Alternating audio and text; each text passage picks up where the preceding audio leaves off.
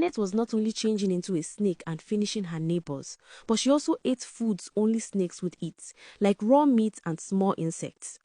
To her husband, this was really confusing, but he just thought maybe she liked it. But one day, something worse happened.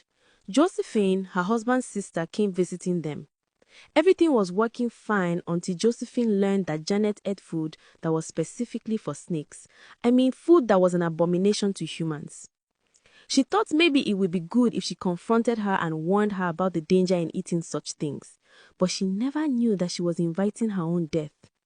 Then she confronted her and said, "Please stop eating this. I care about you and you are my brother's wife. It is not good for humans." "Mind your business," Janet screamed at her. "So someone can just be free to taste things anymore?" So Josephine went away. She didn't expect Janet to get angry. She was only trying to correct her. Then she went to tell her brother, "You need to stop your wife from taking snake food. Do you want to lose her? That food is bad for consumption," she said. And so Paul warned his wife to stop eating the food because he didn't want anything to happen to her. And he seriously gave her a command to stop that immediately. This made Janet so angry. I mean, she could not stop taking the snake food. That is what was keeping her alive. She was a snake and she needed to keep eating it. So she really got angry with her husband's sister. And so in the middle of the night, at exactly 12 o'clock, she changed into a snake and crawled to Josephine's room through the ceiling. Then she saw Josephine sleeping and she beat her leg. Josephine passed away immediately. Do you know the most shocking thing? No one could ever know what happened to Josephine because Janet was not just a regular snake. If she beat you and you were gone, she would leave another symptom on your body to cover her deeds.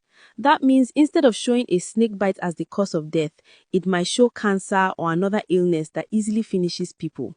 She is a witch in the form of a snake. By morning, they found Josephine gone, and the results showed she passed as a result of heart problems, which she had been suffering from for a long time. It was fake, but it sounded normal, so suspicion was not raised. Janet sat on the ground and cried fake tears like never before. "She was my favorite person. Josephine was like a sister to me," she said with fake tears. "If she was suffering from a heart condition, she would have told me and my husband, and we would have helped her." She lied with fake tears. A few days after all that, Janet went out in the middle of the night again, as a snake. But this time, things didn't go as planned, because instead of finishing another neighbor, she got into trouble. There were 7 men assigned to watch over the neighborhood since the sudden passing of people in the area. These 7 men saw a grim snake crawling fast, trying to escape through them. And boom! They went after the snake, not knowing it was Janet.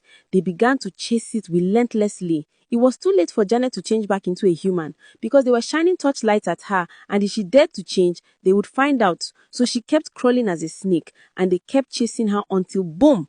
They caught the snake after hitting it hard. Even as a snake, Janet was so scared because the men took her from the ground and put her into their bag. "We are going to prepare a good pepper soup with the snake," one man said. The snake was inside the bag, weak and pretending not to be alive. Janet's husband was awake and couldn't find his wife, and it was already past 3 a.m. Do you think Josephine deserved what happened to her?